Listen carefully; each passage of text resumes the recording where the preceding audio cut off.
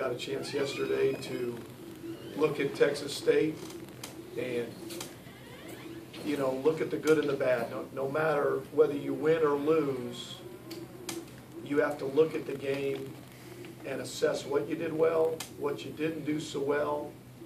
And a part of growing as a team is you're going to make mistakes. It's correcting those mistakes and then improvement, playing your rear ends off, making more mistakes, correcting those mistakes and moving on, and as a team continuing to get better. And I think our team is doing that.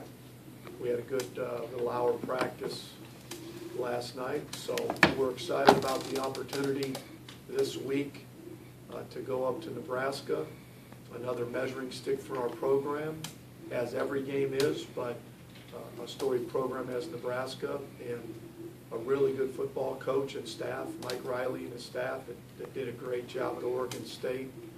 And I know a couple of those guys on that staff, and they do a great job. It'll be a real challenge for us. Offensively, they're going to do some things similar to what we just saw, you know, basically the first 3 weeks, you know, with some quarterback run stuff. And then defensively, we're going to see, you know, 4 down, quarters approach, really physical up front. They're good up front. They're physical on the perimeter. So we've got our work cut out for us this week, but our guys are excited. You know, we went up there a couple of years ago and didn't put our best foot forward, but we're significantly better than we were then. Coach, I asked you about this, I think, last week, but Casey Martin brought it up after the game Saturday about just how much better you guys are at edge blocking and downfield blocking. He said, you know, he felt like he should have been down around 2015 or something like that, but he looks up and he sees Mike and BJ and they're still pumping. I mean, you know, the players are taking. We were better this week. I will say that. I thought we were significantly better this week on the perimeter blocking. We took a step forward. I really didn't think in the first 2 games, I thought it was okay. I don't think it was an advantage. I don't think we understood the expectations of our team and how everybody has to pull their weight. But they were significantly better this past week, and I anticipate that will continue. What do you do to improve? Working at it, guys getting older? Part of that is to show the pictures. You got to show the pictures of what it looks like. That's what it ought to look like. Why is it that it's more important to this player than that player? We control that. We control our effort, our energy, our attention to detail. All we ask our guys to play as hard as they can. If they can't play hard anymore, they got to come out. We'll put someone else in. That's something that we all control. Our effort, our mental toughness. And so at times it can become less of an expectation of your team that those guys not to block on the perimeter. I don't know if we'll ever be perfect, but if you strive for perfection, then you got a chance to be really, really good out there, and we can be better out there, and we were better on Saturday. Coach, we've talked a lot over the last couple of years about the team learning how to win again. This week we saw the team go up by 3 scores 2 different occasions, and they just didn't quite put them away. Is learning to put a team away also a process in that learning curve? Part of that, I think. You know, I think, as I always say, confidence comes from individual confidence, your individual success, that I believe I'm capable as a player. Then when the players see other players doing the same thing and have confidence, it builds confidence that they have in your team or a unit or offense or defense. I think that starts it. And then, but you got to find a way to do it. You have to have enough playmakers to make plays, because it's, you know, it can creep back in your mind. Hey, we expect to win or we expect to lose. But bottom line is, there's a different team. There's a different feel. We have enough playmakers now to give ourselves a chance every week. And again, I can't speak to the psyche of every player, but I do think that there's certain moments in the game that come up where it generates that, hey, we're fine. And I just feel that about our team. Our team believes in each other, believes how far we've come and where we're headed. Back-to-back weeks, combined 108 points, so at least on that side of the ball, is that what you envisioned throughout fall camp and, you know, when you're drawing things up? No. I mean, all you envision of doing is just getting better and practicing well every day and preparing every day, taking care of your body during the week, getting your rest, eating, sleeping, hydrating, so we can have great practices that leads to great performances on Saturday. That's the real challenge with young kids today. It's not Saturday. Our guys are ready. We feed them great on the road or here. It's a matter of during the week. How do we get our guys to be at their best Tuesday, Wednesday, Thursday, and Friday for their not only physical preparation, but their mental preparation, which leads to the success on Saturday. So that's been the real challenge. We've done a much better job of that, and I think we've seen that. But to expect that's what you're going to score, every game is different, and averages doesn't mean anything to me. What does Nebraska pose for us on both sides of the ball? That's really the challenge. Whether we just gave up 50 or we scored 50, you see that change every week. It's a week-to-week thing. Talking about Nebraska, they've lost a couple of games in, I guess, disappointing fashion. What do you think that does to a team's psyche? I mean, like, what kind of team do you expect to see on Saturday from a psyche standpoint? I don't know what it does to their team. I can't speak to that. I know that the right way they would look at it and say, man, we're a few minutes away from being 3-0 and being a ranked football team, which they are.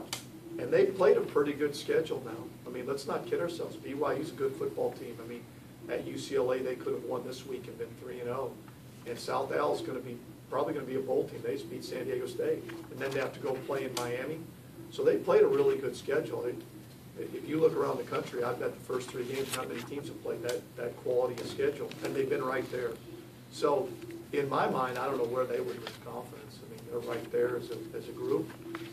They've got a really good coaching staff. They've got really good players. So I don't see any reason why they would change their approach or how they look at it. They've got a good football team.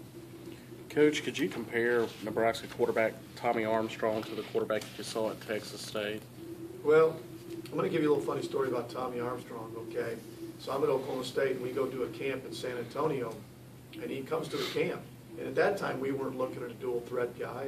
I think more and more football is going to that. Well, he either been committed or had an offer from Nebraska, and we tried to convince him at the camp he ought to go play another position. And maybe safety or wideout. He said, I'm not going to do it. I'm staying at quarterback. And he went through the whole camp and threw the heck out of it. At that time, we weren't taking a guy like that. We told him, heck, Nebraska's lying to you. They're going to move you. And I'll be darned, they haven't moved him, and he's a whale of a football player, man. He's a good football player. He's a leader. He's a winner. And I'm sad they haven't moved him, to be real honest with you. But he's a good football player. He'll be a handful. And they're going to do a lot of the same things we've seen, which is what it's going to. Let's not kid ourselves. College football and even the NFL is going to more athletic quarterbacks. It's good football. It's hard to defend. And so we're going to go that direction. That's the way it's going. I mean, it's the way it is. You want to move the football consistently, get quarterbacks that can move around a little bit. You talked about this game being a measuring stick, so I guess the first game against Mississippi State was also kind of in that same category. So how is this one either different or the same in terms of being a barometer for the program? Oh, I think anytime you desire to be a Division I football player, the measuring stick is programs that have had success and are successful right now, to see where you're at. How far have we come to go on the road and put our best foot forward. So to me, that's always where. But it's one game, just like last week was one game. Can't be 1 week the sky's falling, the next week we can beat anybody in the country. We've got a good football team. How we prepare, how we do it, we control. That's the only thing we can control. What type of steps do you take in the early part of the week or even later part of the week with penalties? I think it was 15 last week, and then 4 of them were pass interference penalties. One was a personal foul. You just tell the guys? Yeah, you show them the video. I mean, I think you show them the video of the things that we can't continue to do. Again, some of it you can correct. Some of it, if they're aggressive penalties, then you have to live with. I think we've, for the most part, eliminated some of the false start issues. But you know, obviously we can't have the same number of penalties and try to think we're going to overcome them against good people. So, but you address it, you talk to the team about it, and you move forward. I guess 2-1 is maybe where you expect to be this early in the season, but to have that on paper and be over 500 for the first time since you've been there, how big is that? Oh, I don't know. I don't really. I mean, I didn't have any expectation. I expected we'd be better. I didn't know what the record would be. I never try to guess the record. I just know the way we prepared leading into our first game, and the team that we have gave us a lot of confidence that we could compete. So that I knew. You know, I didn't have any preconceived notions that we would lose a game. I didn't say, okay, 2-1 was where I expect to be. No, I didn't expect that. Just like I wouldn't have expected, no. I just expected our team to play well. I expected our guys to practice well, and they have. After Saturday, you brought up the offensive line, how well they performed, and so did other guys. Jalen brought it up, Nick brought it up as well. Luke Meadows deserves a lot of credit for that. Luke's done a great job with the offensive line, and we had everybody back, and we added some guys to that mix. And we still have levels we can get to up front. I mean, we're playing okay. I mean, we're playing fine, but we can play better. You know, in terms of our football position, our base, our ability to move people, our ability to communicate, and that's everywhere. That's not just them. We have room for improvement in a lot of areas, but we have talented guys up there, and so, you know, we've got to continue to get better and move people. We're gonna have a real challenge this week up front. They got some stout guys, man. This is not going to be an easy challenge for us. So it's a real challenge for our guys this week, because that's the strength of their defense. If you ask me what it is, it's the guys up front, and they're physical. So it's going to be a real challenge for us this week. I think one that our guys are up to, but we've gotten better. But how we consistently keep our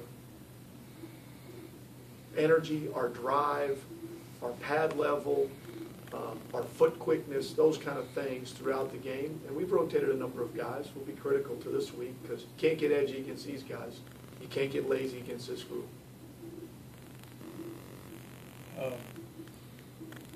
You talked the last couple of years about breaking the season into quarters, and I guess that kind of goes back to what he was asking about where you thought you'd be and that sort of thing. But first quarter of the season's over. You want to have winning quarters.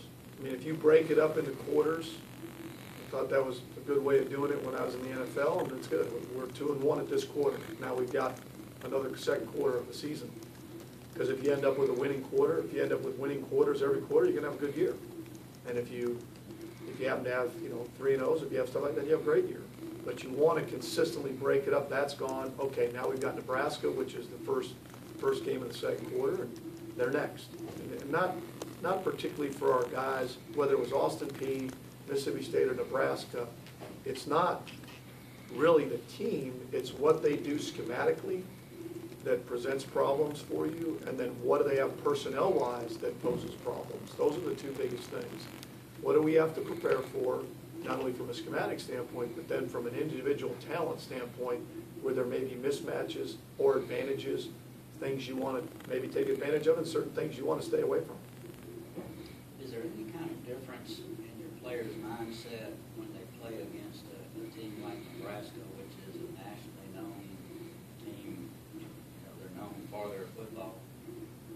I hope not. I hope there's not anything that's different about that. I mean, I think Southern Miss is pretty well known in football for being a really good program and having good football players. I mean, we've had 4 guys drafted the last 4 years. So, I mean, we've had good players here. We've had good teams. So I hope our guys don't look at it any different than it's an opportunity. That's what it is. It's another opportunity for us.